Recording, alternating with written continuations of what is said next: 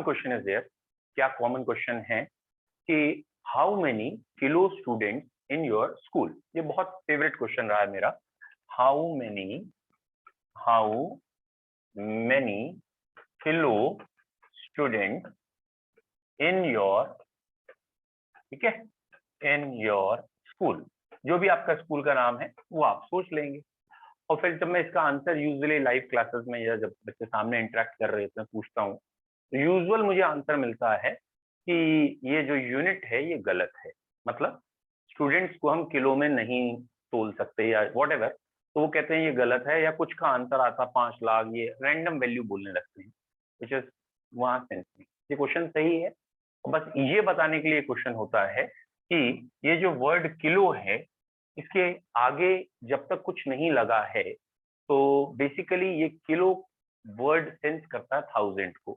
Kilo में ग्राम भी होते हैं बच्चे, किलो में बाइट्स भी होती हैं, केबी, और किलो में कोई और चीजें भी हो सकती है, किलो लीटर हो सकता है। आजकल इंग्लिश न्यूज़पेपर में ज्यादातर ये हेडिंग्स में भी देखा गया है, जैसे सचिन तेंदुलकर के रन 23K है, के फॉर किलो ही होता है, वो तो 1000 को रिप्रेजेंट करता है। तो किलो का मतलब हमेशा ग्राम नहीं होता, किलो के आगे जो लिखा है वो चीज 1000 में पूछी है। तो मैंने अगर यहाँ लिखा है किलो स्टूडेंट, तो कितने 1000 बच्चे हैं, तो ये यूनिट सही है। जैसे ये वर्ड 2 के लिए था पेयर, वैसे ही 12 के लिए वर्ड था डजन। और अगर आपको याद हो 12 डजन जब हो जाती हैं चीजें, तो 12 डजन कहने का मतलब 144 हो जाती हैं, तो उनके लिए वर्ड था ग्रॉस, ठीक है। और अगर 12 डजन का क्यूब हो जाए तो ग्रेट ग्रॉस कहलाता था, लेकिन हमें इन वर्ड से मतलब नहीं है।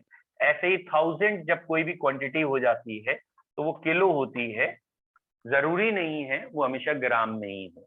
बच्चे गलती क्या करते हैं, उनके घर वालों ने जैसे कहा ना, जाओ 2 किलो प्याज ले आओ, तो वो सब्जी वाले से कहते हैं 2 किलो प्याज दे दो, अब बेचारा अनपढ़ आदमी, उसके लिए किलो का मतलब ग्राम ही है, तो वहां वो ग्राम में अंडरस्टूड था। But competition point of view से जरा वर्ड ध्यान रखिएगा, किलो के आगे की यूनिट क्या है। मतलब अगर मैं आपसे पूछूं कि लेट सपोज 1 किलोग्राम आयरन या 1 kilogram cotton, which is more heavy, तो अब कि मैंने ग्राम लगा दिया है तो ये ध्यान रखना है, which is more heavy, 1 kilogram iron या 1 किलोग्राम कॉटन, कौन सा ज्यादा भारी है। ऑब्वियसली जब भी आप आंसर देंगे तो आप टाइप करके 1, मतलब अगर आपको आयरन लग रहा है तो आप 1 लिख दीजिए, ये ज्यादा भारी है। अगर आपको कॉटन लग रहा है ये ज्यादा भारी है, ये कोई भी हो सकता है, तो इक्वल कर दीजिएगा, वेरी गुड। जैसे बच्चों ने नाम ही लिख के, बहुत बढ़िया, वेरी गुड। तो सारांश ने एकदम सही लिखा है और बाकी बच्चों का आंसर फिलहाल गलत है, तो वेरी नाइस प्रगति। तो यहाँ इन्होंने इक्वल, बाकी सारे बच्चों ने आंसर दिया। भैया वजन दोनों का बराबर है, तभी तो तराजू बना ही इस बेस पे, लोहे का बाट रखते रुई तोल देते, तो दोनों बराबर तो हैं, वजन के हिसाब से देख रहे हैं, वजन बराबर है। तो 1 किलोग्राम यानी इसमें भी 1000 ग्राम है, इसमें भी 1000 ग्राम है, बराबर है। अब इसमें जबरदस्ती का आर्गुमेंट नहीं करना, कि वो आर्गुमेंट क्या करते हैं, बोले सर अगर 1 किलोग्राम रुई मैं आप पे फेंक के मारूं और आप मुझ पे 1 किलो का लोहे का बाट फेंक के मारें तो दर्द अलग अलग होगा। तो भैया वो डेंसिटी अलग अलग है, साइज अलग अलग तुम्हें दिख रहा है ड्यू टू डेंसिटी के डिफरेंस, बट मास दोनों का सेम है, तो ये इक्वल आएगा। और अगर यही क्वेश्चन मैं आपसे ऐसे पूछूं, 1 किलो लेमन और 1 किलो ऑरेंजेस, ठीक है, ऑरेंजेस, ठीक है। अब मैं पूछूं विच इज मोर हैवी, अब की 1 किलो लेमन है और 1 किलो ऑरेंजेस है, अब कौन ज्यादा भारी है। लगभग वैसा ही क्वेश्चन है, प्रांजल ने आंसर दिया है, और कोई बच्चा, विच इज मोर हैवी, बहुत बढ़िया। और शुभ बेटा आप इस बारी ट्रैप में आ गए, फंस गए, ठीक है, और बाकी सारे ही बच्चों का आंसर सही है, वेरी गुड। सभी ने सम्यक ने, वंशिता ने और बाकियों ने ऑरेंजेस कहे हैं। तो इन जनरल अब की ग्राम नहीं लिखा है, और अगर ग्राम नहीं लिखा तो ये क्वांटिटी, काउंटिंग की यूनिट हो गई है, और काउंटिंग में आप ये कहेंगे ये 1000 लेमन है, ये 1000 ऑरेंजेस है। तो obviously in general oranges are bigger in size and weight then lemon.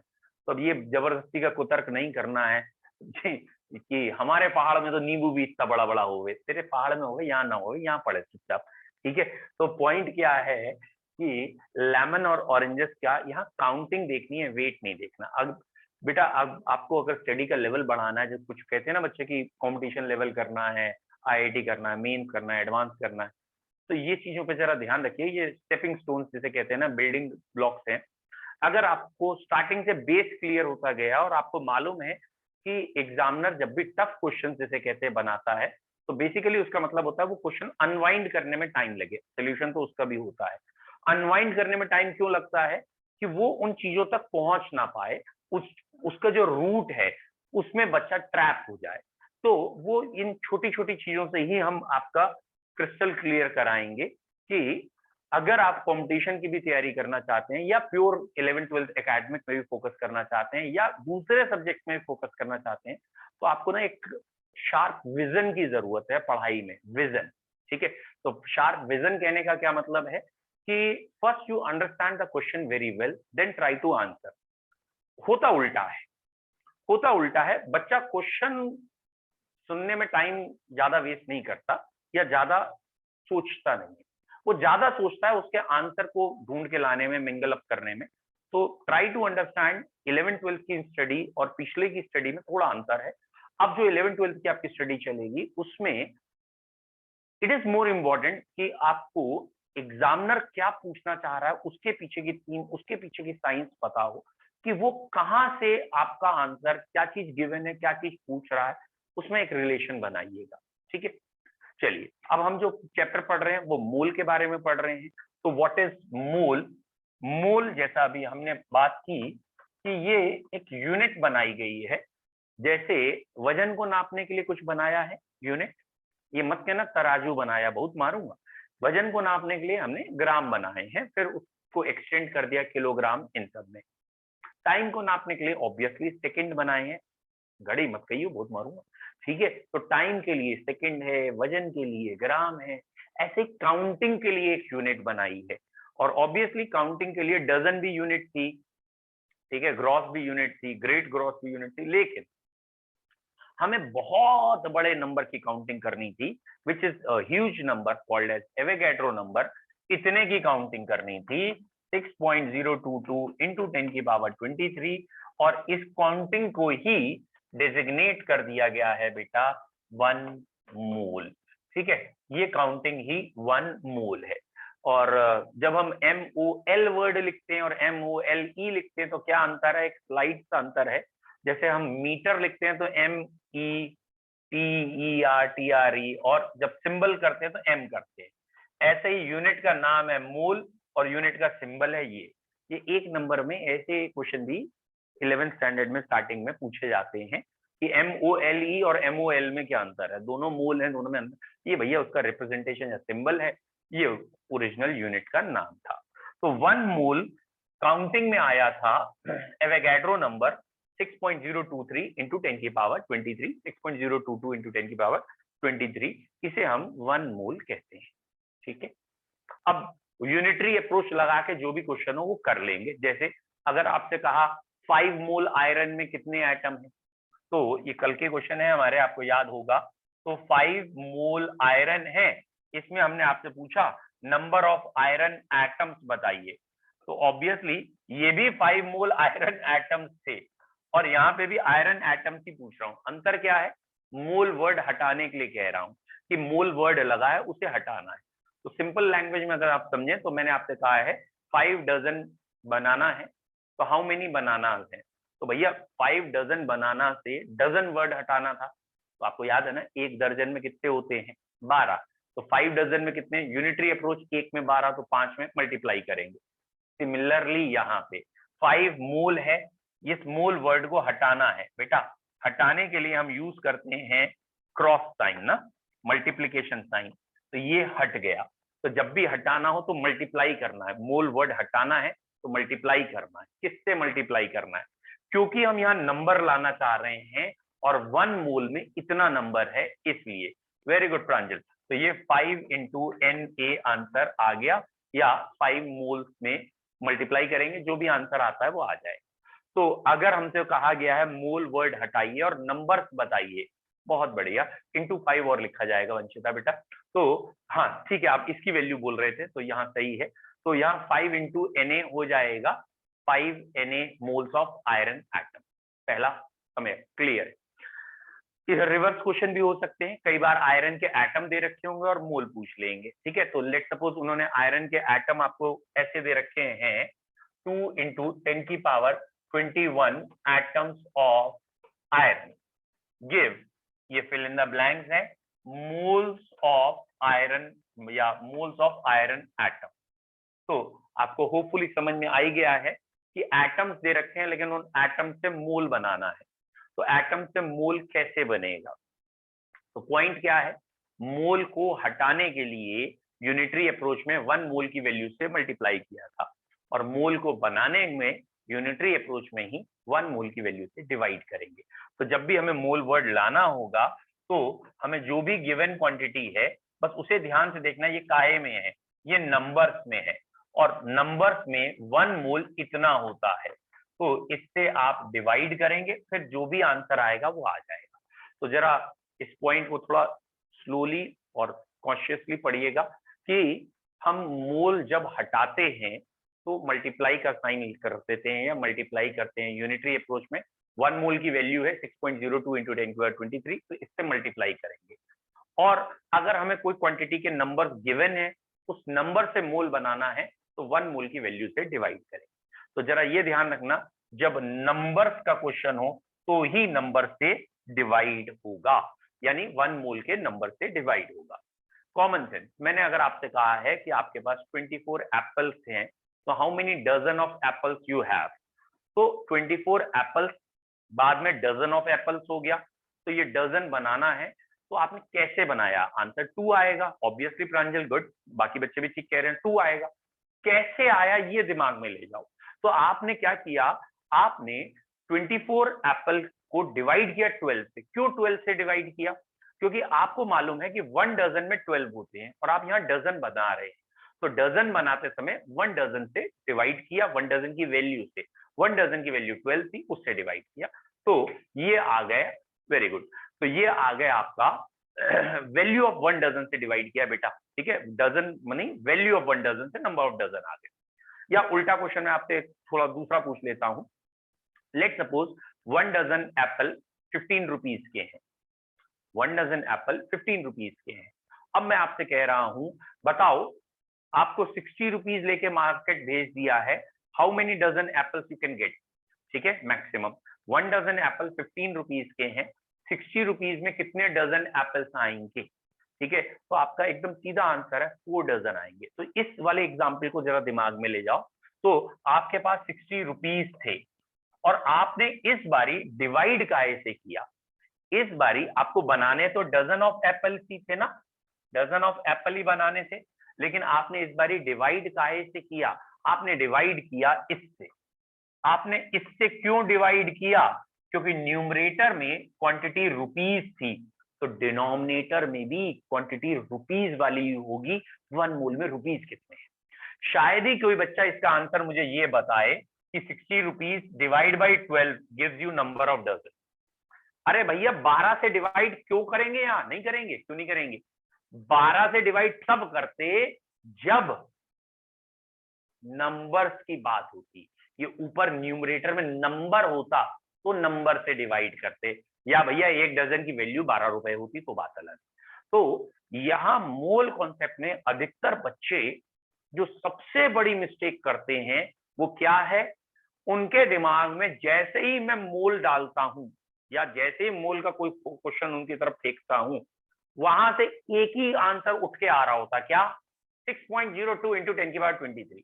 वो कहते या तो इससे मल्टीप्लाई करवा लो या इससे डिवाइड करा। अरे बेवकूफ, नंबर से डिवाइड तब करेगा या मल्टीप्लाई तब करेगा जब ऊपर नंबर गिवन। नंबर और नंबर में रिलेशन है, समझ में आ रहा है? हर बारी एवोगैड्रो नंबर नहीं होता 1 मोल। 1 मोल के लिए या मोल वर्ड के लिए एवोगैड्रो नंबर के अलावा भी यूनिट बनी है, ठीक है, या और भी क्वांटिटीज है। तो पहला पॉइंट इस एग्जांपल से अगर आपको क्लियर हुआ तो ये कि डजन जो था वो 12 के लिए होता है, अच्छी बात है, लेकिन डजन बनाने के लिए रुपीस भी यूज हो सकते हैं।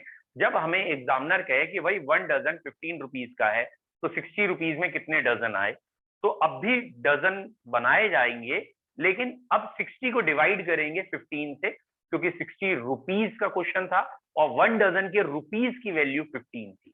बस ये चीज दिमाग में जितनी जल्दी आएगी, मूल कंसेप्ट जल्दी क्लियर होगा।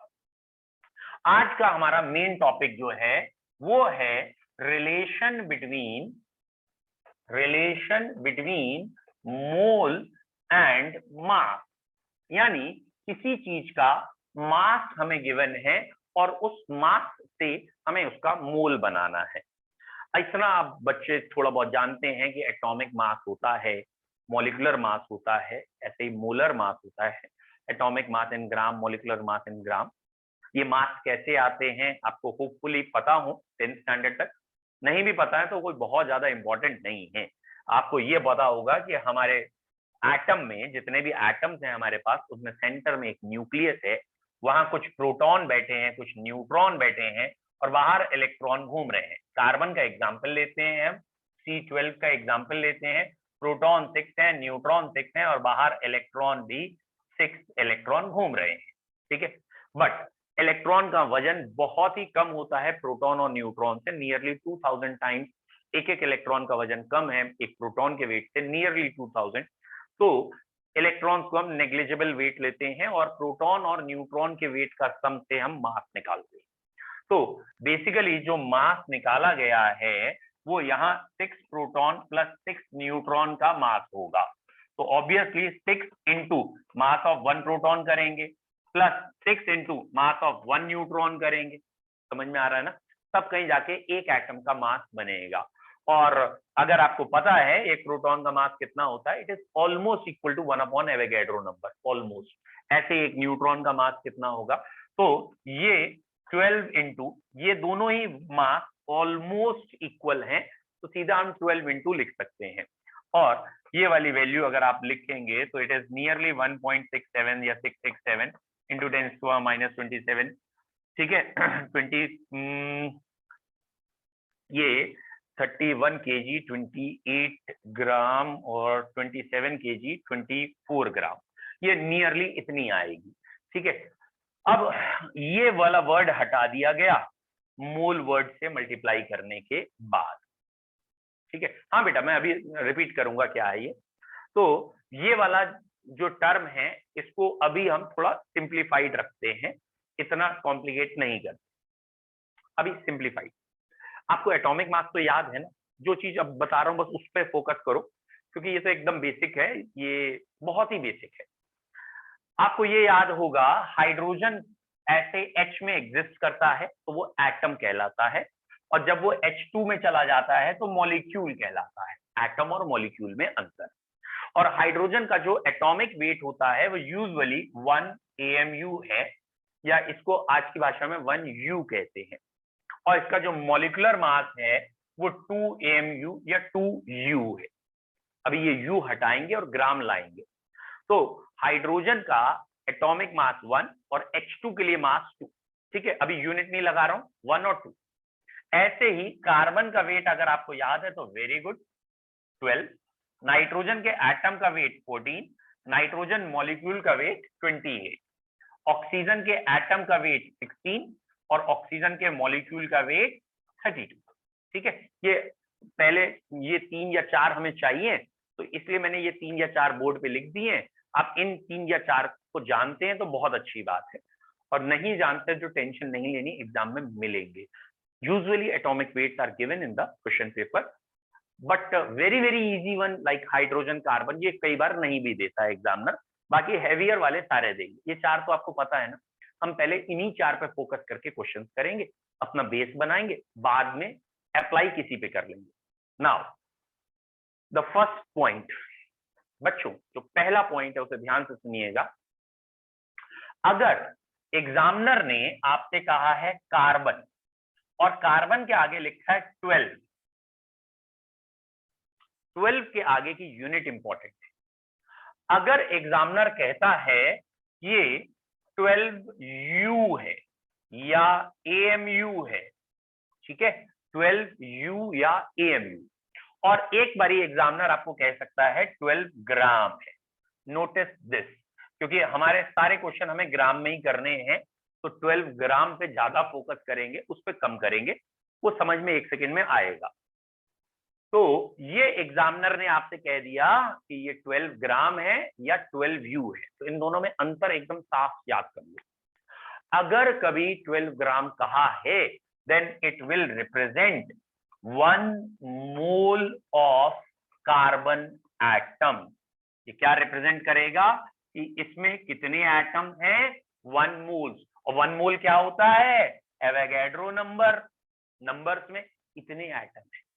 तो जब भी किसी का एटॉमिक मास ग्राम में रिप्रेजेंट हो, एटॉमिक मास की जो वैल्यू है ना, वो किस में रिप्रेजेंट हो, ग्राम में, तो उस समय वहां कितने एटम हैं या कितने मॉलिक्यूल हैं, उस समय वहां एक मॉलिक्यूल नहीं है, 1 मोल मॉलिक्यूल या 1 मोल एटम है। 1 मोल मतलब एवोगैड्रो नंबर मॉलिक्यूल या एटम है। तो ये वाला पॉइंट बड़ा अच्छी तरीके से याद कर लीजिए। इस पॉइंट में 11th स्टैंडर्ड में बहुत गलतियां होती। तो जब भी एटॉमिक मास या मॉलिक्यूलर मास ग्राम में रिप्रेजेंट होगा, तो उस समय वहां कितने एटम होंगे, एक एटम नहीं, 1 मोल एटम या 1 मोल मॉलिक्यूल। अगर उन्होंने 12U या AMU लिखा है, तो बेटा इसका बेसिकली मतलब होता है 1 एटम। इसका मतलब होता है यहां सिर्फ एक एटम है, सिर्फ एक एटम। अगर हम U और AMU में अंतर देखें क्या है, या ये U और ग्राम में अंतर देखें क्या है, ठीक है। बेसिकली जैसे आपने केक लेने गए, सपोज बर्थडे केक, तो जो आप केक लेते हो वो काहे में लेते हो, आपको अगर याद हो, पॉन्ड्स में लेते हैं, है ना। 1 सेकेंड है, लाइट कुछ गड़बड़ कर रही है, give me couple of second, ठीक है, ओके, ठीक है, ओके ओके, लाइट चली गई है तो थोड़ा सा देर प्रॉब्लम आएगी। तो बेटा आप जब केक लेते हो, वो केक काहे में लेते हैं, आप पॉन्ड्स में लेते हैं। और अगर आप केक वाले से पूछ लोगे भैया पॉन्ड्स में दे रहे हो, ग्राम में बता दो, ठीक है, तो यूजुअली नाराज हो जाएगा, ठीक है। तो वो ग्राम में कितना होगा, तो 1 पॉन्ड इज नियरली 450 ग्राम। तो एक पॉन्ड यूनिट है, ग्राम भी यूनिट है। 1 पाउंड में 460 ग्राम होते हैं, वो 454 कुछ है, मल्टीप्लाई कर लेंगे, इंटरचेंज कर लेंगे। आपने 2 पाउंड का केक ऑर्डर किया है तो 900 ग्राम के आसपास होना चाहिए, एंड सो ऑन। ऐसे ही U और AMU मास को नापने की यूनिट्स हैं, सॉरी म्यू, U एंड ग्राम, ये दोनों ही काय की यूनिट है, मास की यूनिट है। ग्राम की यूनिट तुम्हें अच्छी तरह पता है, U क्या है वो देख लेते हैं। बेटा basically U is 1 upon Avogadro, 1 upon Avogadro number. अगर ये हो तो इसको कहते हैं 1U। तो 1U में कितने ग्राम हैं, तो बेसिकली 1U में 1 अपॉन एवोगैड्रो नंबर ग्राम है, या ये कहना चाहते हैं 1U की वैल्यू ग्राम में कितनी है, 1 अपॉन 6.02 इंटू 10 की पावर 23। इसे जरा सॉल्व करिए, इसे जब आप सॉल्व करेंगे तो आपको मिलेगा 1.66 इंटू 10 की पावर -24। तो 1U कहाँ भी अगर हम कहते हैं, या 1 AMU, तो 1 AMU में इतने ग्राम हैं, 1 AMU और U इज, ये भी याद रखें तो अच्छा रहता है, 1 अपॉन Na, और ये भी याद रखें तो चलेगा 1.66 इंटू 10 की पावर -24 ग्राम। 1U में इतने ग्राम है। अब जरा एक बारी फिर से देखते हैं और समझने की कोशिश करते हैं क्या चीज। अगर मैंने लिखा है 12U, तो मैं कह रहा हूं इसे ग्राम में बदलू, तो आप कहोगे 12 मल्टीप्लाइड बाई 1 अपॉन Na ग्राम, है ना, 12 अपॉन 1 अपॉन Na ग्राम, क्योंकि U को जब ग्राम में चेंज करते हैं तो ये आता है। और ये मास किसका आ गया है, ये मास आ गया है मास of 1 atom of carbon 12, carbon 12 का मास आ गया है। अब मैं कह रहा हूं कि 1 मोल एटम का वजन बताओ। बेटा 1 एटम का वजन इतना है, तो 1 मोल एटम का वजन कितना होगा? तो बेटा मास ऑफ 1 मोल ऑफ एटम कितना होगा? 1 एटम का मास इतना आपको दिखा था, 1 मोल में इतने एटम्स हैं, ये दोनों वैल्यू कट जाएंगी, तो 12 ग्राम ही तो आंसर आया। तो आपको क्या समझाना चाह रहा हूं मैं, ये वाला वर्ड अगर आप जितनी जल्दी समझ जाएं उतना मजेदार है।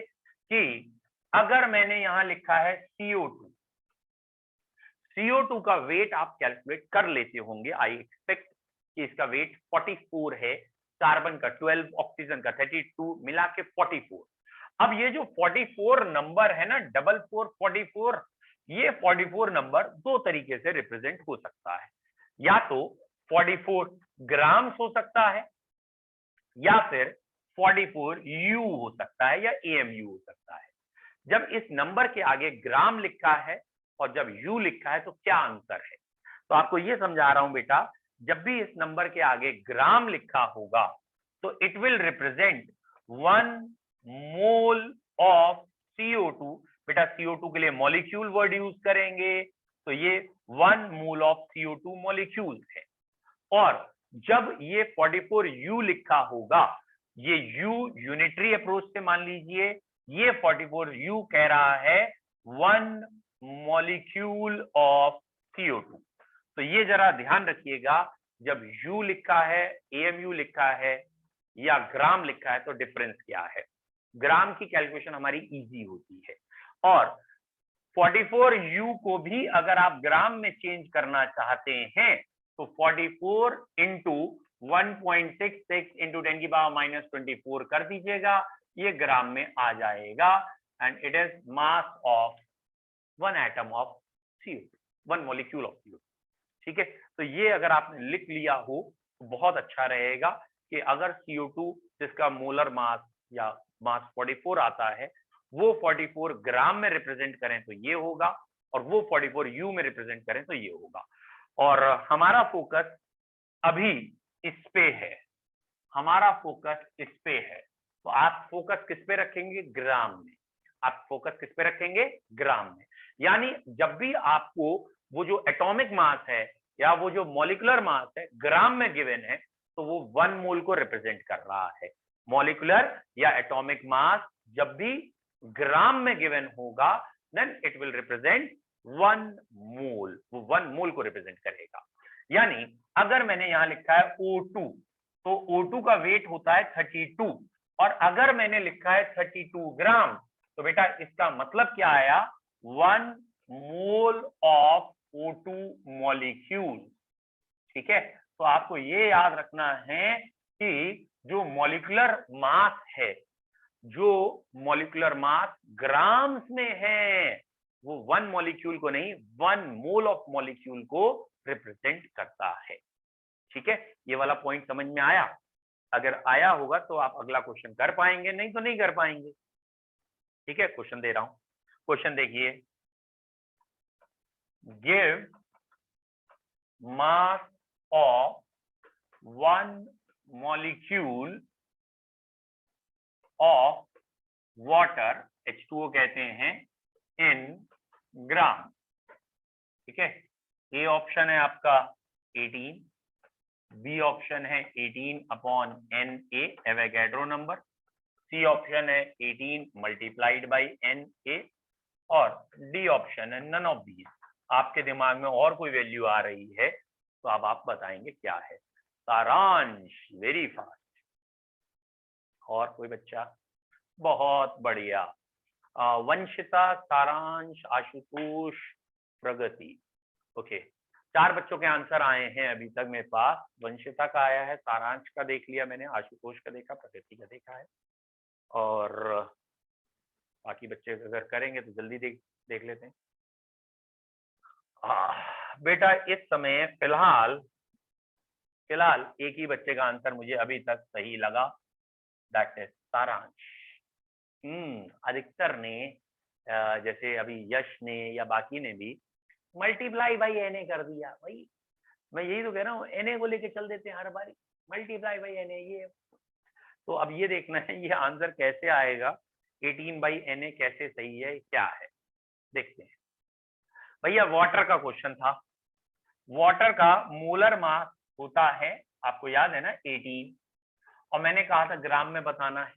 तो 18 ग्राम में कितने मोल होंगे, मोलर मास में 1 मोल होंगे। अच्छा 1 मोल में मॉलिक्यूल कितने होंगे, 1 मोल में इतने मॉलिक्यूल होंगे।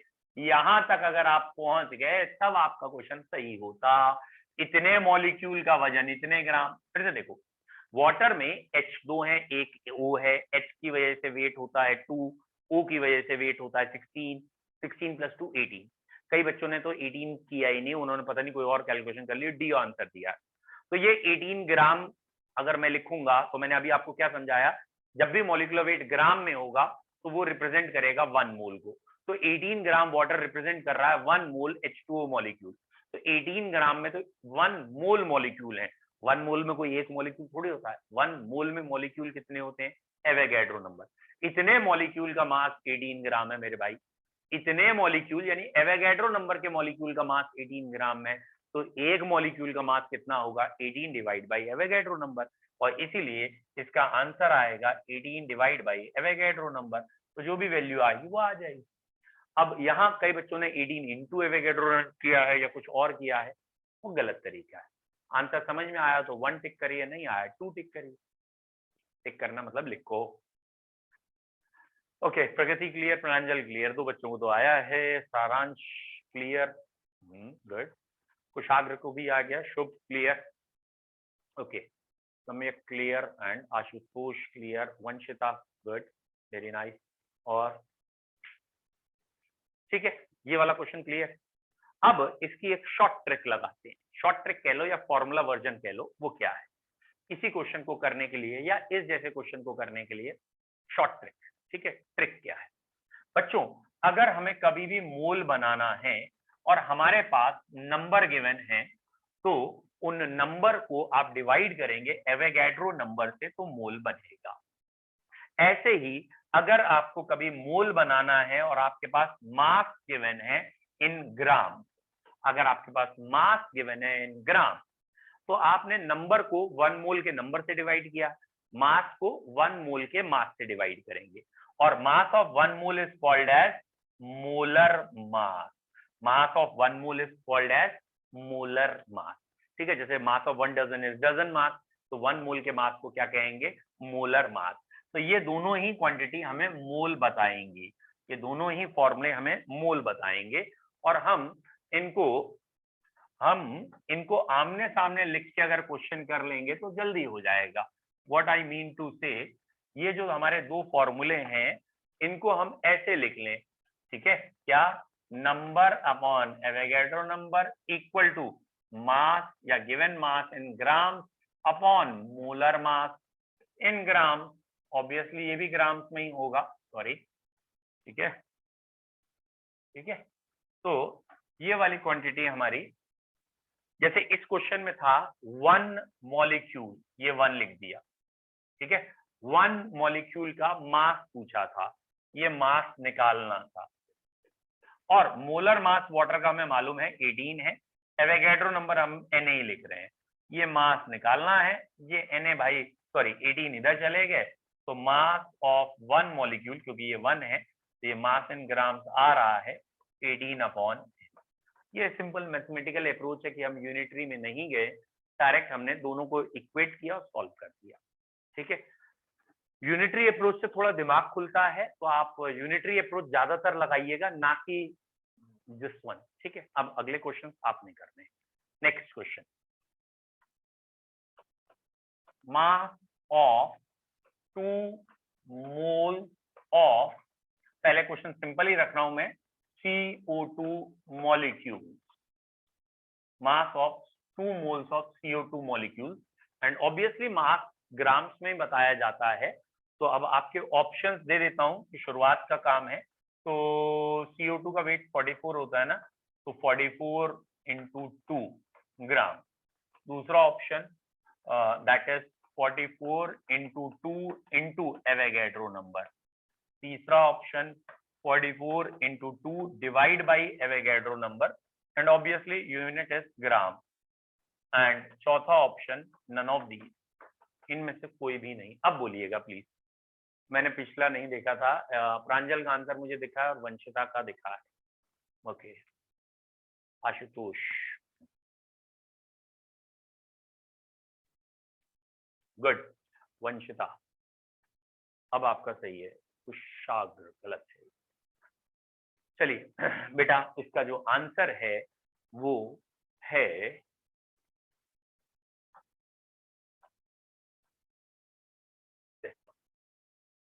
पता नहीं कौन सा। अबे हर जगह एवोगैड्रो नंबर लेके काय पहुंच जाते हो, या तो डिवाइड करूंगा या मल्टीप्लाई। अधिकतर बच्चे, 2 या 3 बच्चों को छोड़ दें तो अधिकतर ने एनए से मल्टीप्लाई या डिवाइड, किसी ने बी कहा है, किसी ने सी कहा, बिना सोचे समझे।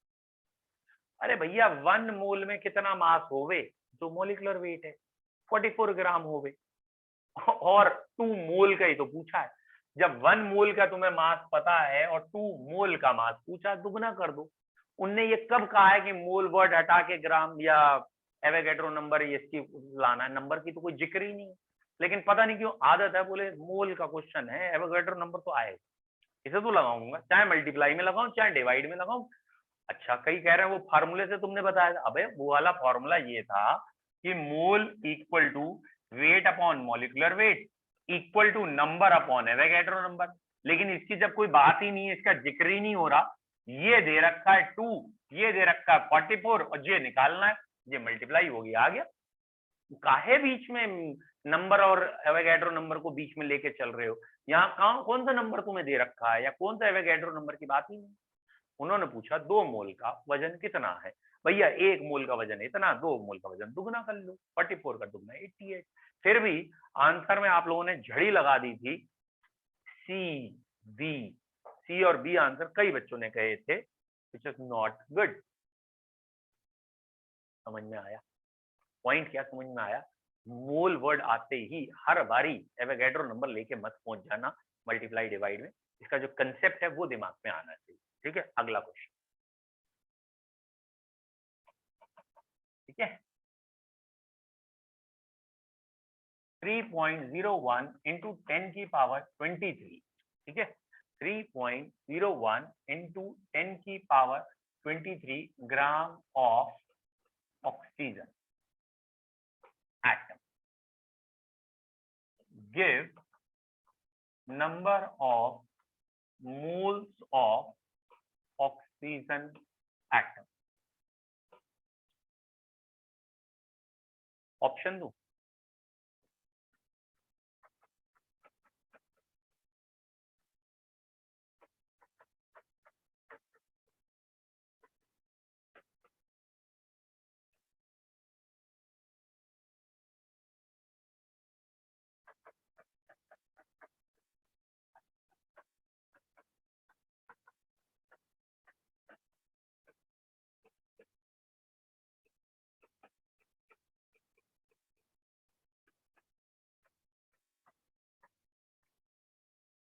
मैंने ऑप्शन भी दे दिए भैया। यश का आंसर सबसे पहले आया है, प्रांजल का दूसरे नंबर पे आया है, कुशाग्र का आया है पहला ऑप्शन का इन्होंने।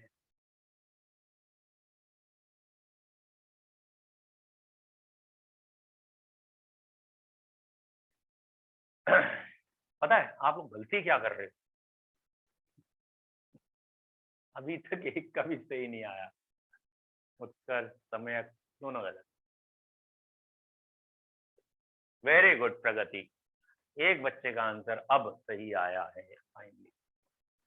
टक्कर क्या है ना, हमारा ब्रेन बेटा प्रांजल, हमारा ब्रेन ना इस पे अटक जाता है, इस पे। हमने ये वैल्यू देख ली 10 की पावर 23, अब हमारा दिमाग में पता क्या था, 10 की पावर 23 है, एवोगैड्रो नंबर से तो डिवाइड करेंगे या मल्टीप्लाई करेंगे। अरे यार एक सिंपल सी बात बताइए, अगर इस क्वेश्चन में एग्जामिनर हमसे ये कह रहा है कि ये वजन है, वजन से मोल बना दो, वजन से मोल कैसे बनता है भैया? तो ये मैंने पिछला ही क्वेश्चन दिया था कि mole is wait upon molecular wait, खत्म, या एटॉमिक वेट इन ग्राम। यहाँ वेट हमें दे रखा है इतना और मॉलिक्यूलर वेट है इतना, खत्म। Weight by molecular weight is sir mole. B वाला आंसर था। हाँ, मतलब इस तरफ जो ऊपर लिखा था दैट इज सी, मैंने उसे डिनोट किया था, वो आंसर था। अब ये मत कहना हमने बी और सी में कंफ्यूज थे। एक बार दिखा देता हूं मैं आपको कि मैंने आंसर कहाँ लिखा था।